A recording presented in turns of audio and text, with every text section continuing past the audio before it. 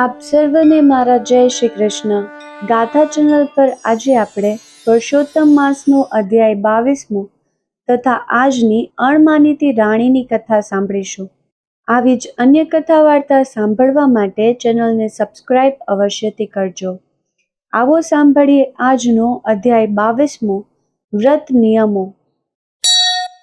સૂત પુરાણી બોલ્યા, હે મુનિ શ્રેષ્ઠો, વાલ્મીકી ઋષિએ દ્રઢધનવાને પુરુષોત્તમ માસ અંગેના જે વ્રત નિયમો કહેલ તે હવે તમારી સમક્ષ વિસ્તારથી જણાવું છું, તે સાંભળો.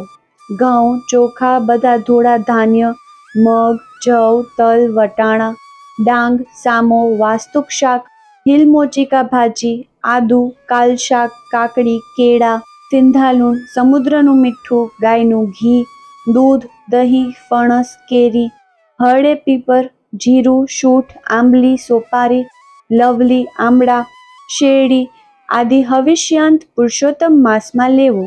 સર્વ જાતના અભ્યક્ષ માંસ, મધ, ભાતનું ઓસામણ, ચોખા, અડદ, રાઈ, માદક પદાર્થ, બે દાળ થાય તેવું ધાન્ય, તલનું તેલ, ઝેર કાકરાથી દૂષિત થયેલ, વાણીથી દૂષિત થયેલ તેમજ પારકું અન્ન ન લેવું. પર સ્ત્રીનું સેવન ન કરવું. તીર્થ સિવાય બીજી યાત્રા ન કરવી. દેવોની, વેદની, બ્રાહ્મણોની, ગુરુની, ગાયોની, સાધુ સંન્યાસીઓની, સ્ત્રીઓની, રાજાઓની તથા મોટા માણસોની નિંદા ન કરવી. બ્રહ્મચાર્ય પાળવું. જમીન પર સૂવું. પતરાડીમાં જમવું. સાંજે ભોજન લેવું. રજસ્વલાથી દૂર રહેવું. મલેચ્છો, ચાંડલો, વટલી ગયેલા, ધર્મભ્રષ્ટો, સંસ્કારહીન શૂદ્રો આદિ સાથે બોલવું કે વ્યવહાર ન રાખવો. કાગડાએ એઠું કરેલ અન્ન કે જળ, સૂતકી અનાજ, 2 વાર રાંધેલું, દાઝી ગયેલું, બળી ગયેલું અન્ન ન ખાવું. વળી ડુંગળી, લસણ, બિલાડીની છત્રી ટોપ, સવાની ભાજી, ગાજર, અળવીના પાન, મૂળા, સરગવાની શીંગ આદિ ન લેવું. પડવે કોળું, બીજે ધોળા રીંગણા, ત્રીજે પુષ્પશાક, ચોથે મૂળા, પાંચમે બિલ્લું, છઠ્ઠે કાલિંગડો, સાતમે ફળના શાક, આઠમે આમળા, નવમે નારિયેળ, દશમે દૂધી, 11 પંડોળા, 12 બોર, 13 કાળા રીંગણા, 14 વેલાના શાક અને પૂનમે પાણીમાં થતા શાક ન લેવા. રવિવારે આમળા ન લેવા. જે વસ્તુનો નિયમ લીધો હોય તે બ્રાહ્મણને દાનમાં આપ્યા સિવાય ન ખાવી. આ પ્રમાણે વ્રત કરનારને ઉત્તમ ફળ મળે છે. બની શકે તો આખા માસ દરમિયાન ઉપવાસ કરો. તેમ ન બની શકે તો માગ્યા વિનાના દૂધ કે ફળાહાર પર રહેવું. વ્રતના પ્રારંભ થયાના દિવસે સવારમાં વહેલા ઉઠીને સ્નાનાદિથી પરવારી શ્રી કૃષ્ણનું સ્મરણ કરવું અને નિયમ પાળવાનો સંકલ્પ કરવો. નિયમપૂર્વક આમ આખો માસ વર્તવું. આ માસમાં શ્રીમદ ભાગવત સાંભળવું. 1,00,000 તુલસી દળથી શાલિગ્રામની પૂજા કરવી. આ માસમાં વ્રત કરનારને 100 યજ્ઞનું ફળ મળે છે. યમના દૂતો તેનાથી ડરે છે. વ્રત કરનારે કોઈ આધિવ્યાધિ ઉપાધિ નડતી નથી. દરિદ્રતા દૂર થાય છે.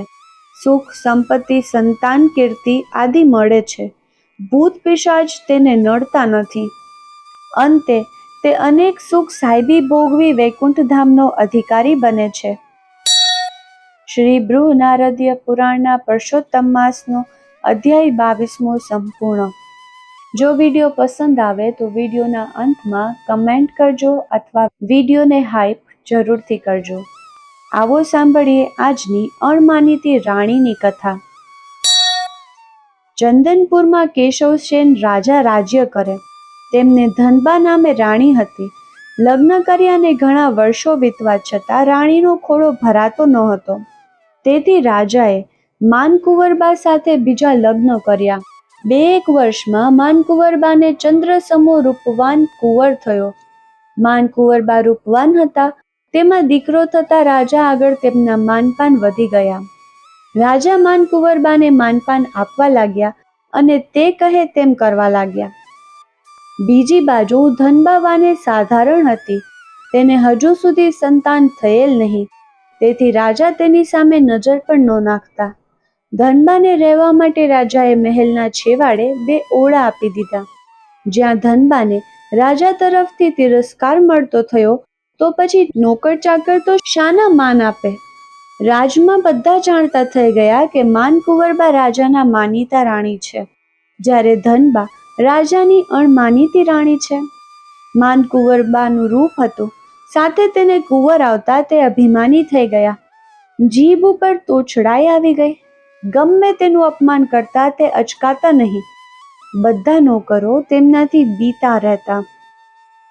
ધનબામાં રૂપની કમી હતી, જ્યારે ગુણમાં પૂરી હતી. રાજા રાણી તરફથી તેમની ઉપેક્ષા થતી હતી. તેનું કોઈ ભાવ પૂછતું ન હતું. તેની પાસે બેસીને કોઈ બે મીઠા બોલ પણ બોલતું ન હતું. આવી દશામાં તેણે ભગવાનનો સહારો લઈ ધર્મ ધ્યાનમાં મન પોરવ્યું. એવામાં પુરુષોત્તમ માસ આવ્યો. ધનબાએ પુરુષોત્તમ માસનું વ્રત લીધું. તે દરરોજ સવારે વહેલા ઉઠી નદીએ સ્નાન કરવા જાય, કાંઠાગોરમાનું પૂજન કરે તથા કથા વાર્તા સાંભળે, દાન દક્ષિણા આપે અને એકટાણું કરે. માનકુંવરબા ધનબાને આ બધું કરતા જોઈ હસે, તેની ઠેકડી ઉડાડે, ભગતાણી કહીને ધનબાને સંબોધે. રસોડાનો કારભાર નવી રાણીના હાથમાં હતો. ધનબાને એ જૂઠું ખાવા મોકલતી. તે એમ ઈચ્છતી હતી કે તેનું વ્રત ભાંગે તો સારું. ધનબા સમજુ હતી.